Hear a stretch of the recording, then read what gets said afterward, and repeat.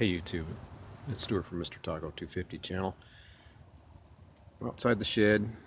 It looks a little brighter in there, and I'll just show you what I did today. Got some new lighting installed.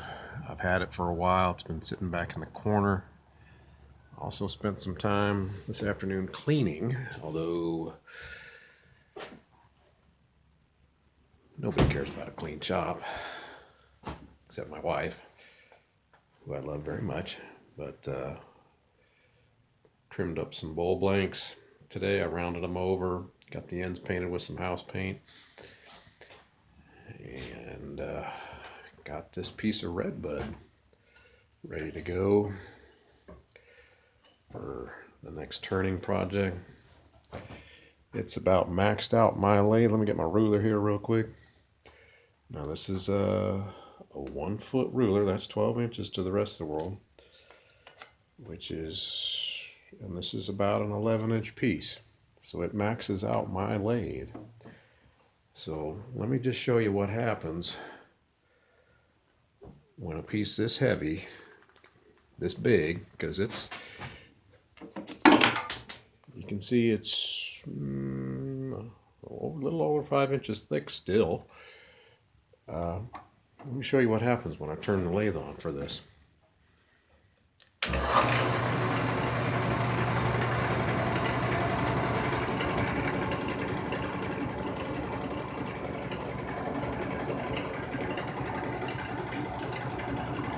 I'm shaking because the floor's shaking, but the whole lathe is wobbling. See the end dancing there? Even my box fan is rattling on the table next to it. So you can see all the weight I have on the bottom shelf there. Those two big pier blocks, some other cement, some concrete blocks, and two big logging chains right there. So the slowest speed I have is, well, you can't see it because it's vibrating. I'll shut this thing off.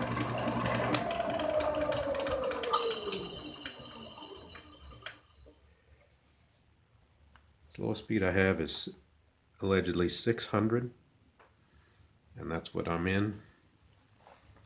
Now I recently also had to repair my speed control here on this lathe. It's a Reeve drive system like all these 1236 lathes are from Harbor Freight. And what is behind here, this plate you see right here, if I took this outer part piece off, there's a series of holes in the top. And this lever, when I pull it out, that little thing right there you see that now you can't see it, now you can, that pulls a pin out that locks into a hole in this disc.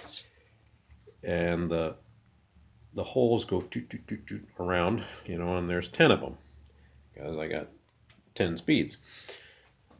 Well, the holes from 1 to about 4, the little dividing walls of cast iron that's in between each hole has worn down so much from me doing pieces of wood like this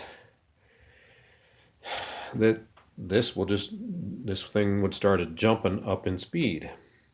So what I ended up having to do was drill out. I drilled out number 2 and number 4 the rest of the way through this plate, because you can see it's about 1/4 of an inch thick. That's about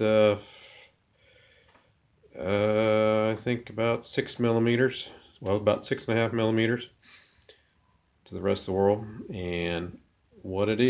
And then what I did is with the remaining metal that was in the hole, I threaded it and put a screw in and cut the screw off flush on the back and the front of this plate. I did that at position number 2 and number 4. So now I only have my low speed. Yeah, I'll show you. I only have the low speed. Then I have to skip up to number 3. I have 1, then I have 3. So, and then I have 4, 5, and 6. But so it was a process. I don't have any pictures of any of that or a video, but it's what I had to do. But the good thing is now the steel screw that I put into the cast iron hole is harder. It's hard enough. It just fills up the hole, and so it will hold, my lathe will stay in its slow speed, because I use the slow speed as much as I can. But I'd really like to be able to start this down about 400 or maybe 350, but I can't, because this kind of machine doesn't have that. So eventually I will have to upgrade. In fact, I'm planning to. So any suggestions for upgrades that will run off of 110? The one my top choice right now is the Laguna 1524, I believe it is, because it's a 110 volt lathe, but it also has a 15-inch capacity. This only has a 12, and I'm mostly a bowl guy. I don't need a big long bed on it. So anyway, that's what's going on in my shed, guys. Have a good one. Bye.